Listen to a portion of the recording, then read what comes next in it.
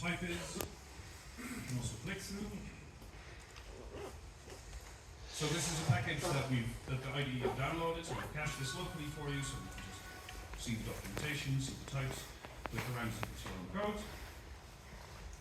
This is an incredibly more useful workflow than having to rely on a website with documentation. Just the context switch of the command tab, control tab, whatever the manager you use, is that much more ergonomic. And here we can add a new next config. New spaces, sure, why not?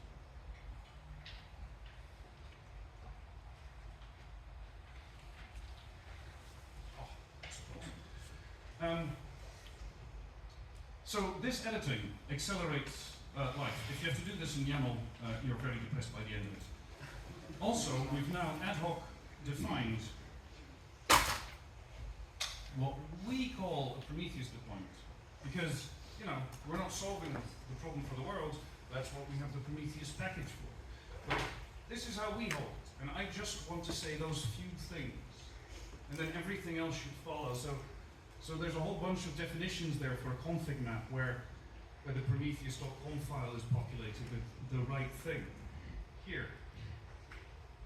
What we do here is we say, take that Prometheus property that at some point a user will fill in for me. But when it is filled in, it has an output that is renderable as text. That's the thing I want. I don't have to think about how many layers of escaping I need. Again, as a